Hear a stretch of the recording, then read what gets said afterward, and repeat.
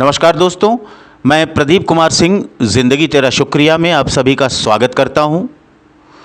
दोस्तों, यदि आप में विनम्रता और सरलता के गुण हैं तो आप यह मान सकते हैं कि आपके पास वह सब कुछ है जो आपको चाहिए। जी हाँ, यदि आप अपने मन में महसूस करें, मैं कृतज्ञ हूँ जीवन की हर सीख के लिए। तो आइए आज की कहानी की शुरुआत करने से पहले आपको बता दें कि कहानी का शीर्षक है एक विद्वान की परीक्षा। प्रसिद्ध संस्कृत कवि कालिदास भारत में सबसे श्रेष्ठ महान विद्वानों में एक माने जाते हैं।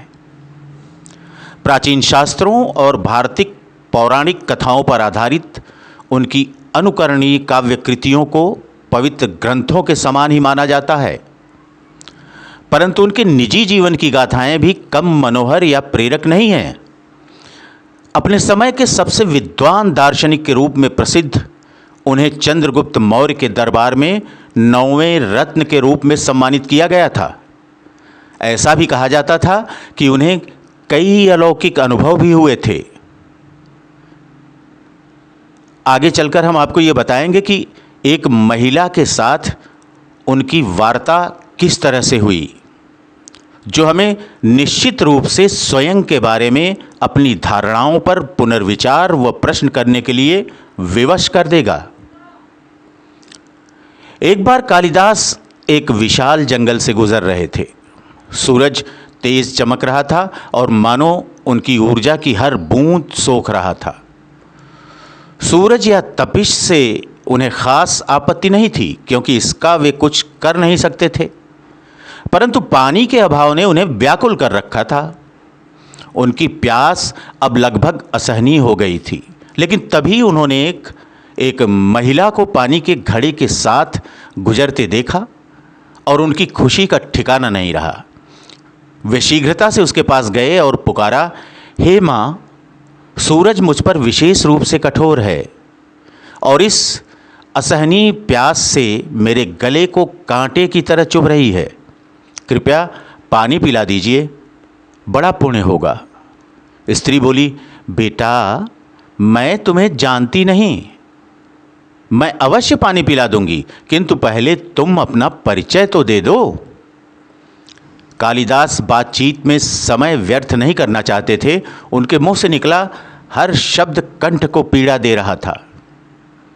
वृद्धा स्त्री को बुरा ना लगे, इसलिए उन्होंने तुरंत उत्तर दिया, आप मुझे पथिक माने व कृपया पानी पिला दें। स्त्री बोली, तुम पथिक कैसे हो सकते हो पुत्र? पथिक तो केवल दो ही हैं, सूर्य और चंद्रमा, जो कभी रुकते नहीं, हमेशा चलते रहते हैं। तुम इनमें से कौन हो? सही सही बताओ। कालिदास इस उत्तर से स्तब्ध रह गए। फिर उन्होंने कहा, आप सही कह रही हैं, आप मुझे मेहमान समझ लें व कृपया पानी पिला दें। स्त्री बोली, तुम मेहमान तो नहीं हो सकते। संसार में दो ही मेहमान हैं, पहला धन और दूसरा यौवन। इन्हें जाने में समय नहीं लगता। सत्य बताओ, कौन हो तुम? कालिदास इस गहरे तर्क के आगे खुद को निःशब्द महसूस कर रहे थे। वे बोले, ठीक है माँ, मैं सहनशील हूं, अब आप पानी पिला दें। स्त्री ने कहा, फिर असत्य। सहनशील तो दो ही हैं, पहली धरती, जो पापी पुण्यात्मा सबका बोझ सहती है, उसकी छाती चीरकर बीज बो देने से भी अनाज के भंडार देती है, और दूसरे पेड़, जिनको पत्थर मारो फिर भी मीठे फल देते हैं। तुम सहनशील नहीं, सच बताओ, तुम कौन हो? कालिदास लगभग मूर्छा की स्थिति में आ गए और तर्क वितर्क से झल्ला कर बोले, फिर तो मैं हठी हूं। स्त्री बोली, नहीं पुत्र, हठी तो दो ही हैं, पहला नख और दूसरे केश, कितना भी काटो बार बार निकल आते हैं। सत्य कहें ब्राह्मण, आप कौन हैं? अब कालिदास धीरज खो चुके थे और चिल्ला उठे, मैं मूर्ख हूं। स्त्री मुस्कुराकर चिढ़ाते हुए बोली, काश ये सत्य होता, पर मूर्ख तो दो ही हैं और तुम उनमें से नहीं हो। पहला वह शासक जो बिना पर्याप्त योग्यता के लोगों पर शासन करता है, और दूसरी वह प्रजा जो शासक को खुश रखने के लिए उसकी जी हुजूरी करती है, भले ही राजा गलत निर्णय कर रहा हो।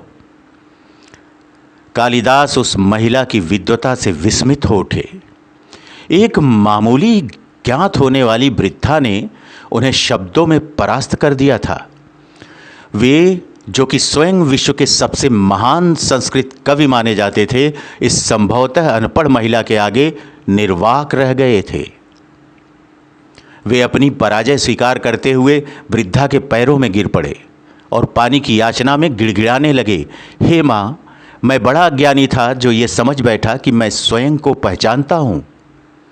आपसे हुई वार्ता ने मेरा दृष्टिकोण बदल दिया है और मैं बहुत लज्जित हूँ।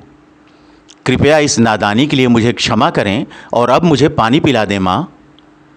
कालिदास ने जब ऊपर देखा तो उन्हें अपनी आंखों पर विश्वास नहीं हुआ। वृद्धा की जगह साक्षात माँ सरस्वती वहाँ खड़ी थीं।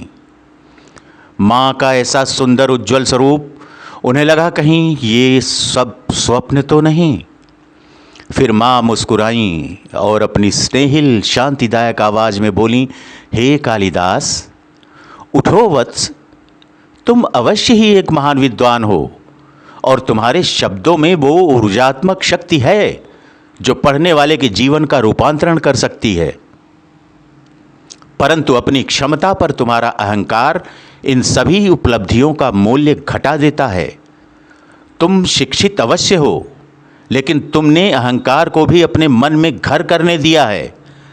अतः मुझे स्वयं ही तुम्हारा मार्गदर्शन करने आना पड़ा। एक सच्चे विद्वान की पहचान उसका ज्ञान नहीं बल्कि उसकी विनम्रता होती है। यदि आपकी शिक्षा केवल आपके अहंग को बढ़ावा देती है तो वह शिक्षा निरर्थक है, वह जीवन व्यर्थ होगा। तुम जैसे प्रगाढ़ ज्ञानी को यह समझना चाहिए, वह दूसरों को भी समझाना चाहिए कि जो भी हमें मिला है वो हमारी उपलब्धियां हैं। वास्तव में वे हमारे गर्व या घमंड करने के लिए हैं ही नहीं। मनुष्य को केवल सीखते रहने की लालसा होनी चाहिए। उसे जीवन भर बस एक शिक्षार्थी, शिष्य बने रहना चाहिए। कालिदास ने तुरंत खड़े होकर हाथ जोड़ अभिवादन किया। उन्होंने अपनी अज्ञानता दूर करने के लिए माँ सरस्वती को धन्यवाद दिया और अपनी भूल के लिए क्षमा मांगी। उन्होंने वचन दिया कि ज्ञान के इन मोतियों को वे अनंत काल तक धारण करेंगे। माँ सरस्वती मुस्कुराईं और अंत में कालिदास को जल का पात्र भेंट किया। उन्होंने कृतज्ञतापूर्वक मटके को स्वीकार किया और अमृत से अधिक मीठे स्वाद वाला पानी पिया। इस मुलाकात से न केवल उनकी पानी की प्यास बुझी, अपितु ज्ञान की प्यास को भी शांत कर दिया। इस कहानी का अंत तो यही होता है, पर यह कहानी हमारे लिए अंतहीन संदेश छोड़ जाती है। वह ये कि ईश्वर के दिए हमारे अंदर जो भी गुण हैं वह तब तक निरर्थक हैं जब तक कि वो किसी के लिए सार्थक नहीं हो जाते। तो दोस्तों, कैसी लगी आज की कहानी? कमेंट बॉक्स में ज़रूर लिखिएगा। और इस कहानी से कुछ सीखने को मिला हो तो प्लीज़ आप हमारे चैनल ज़िंदगी तेरा शुक्रिया को लाइक करना, सब्सक्राइब करना और शेयर करना ना भूलिएगा। अभी तक जिन भी लोगों ने हमारे इस चैनल को सब्सक्राइब कर लिया है उन्हें ढेर सारा प्यार। आप सभी के बहुत बहुत आशीर्वाद की आवश्यकता है मुझे, तो प्लीज़ अपना आशीर्वाद बरसाएं हम पर। और इसी के साथ फिर दोबारा मुलाकात होगी किसी अच्छी सी कहानी के साथ। आप सभी अपना और अपने परिवार के प्रत्येक सदस्य का बहुत बहुत ख्याल रखिएगा। आप सभी का बहुत बहुत धन्यवाद।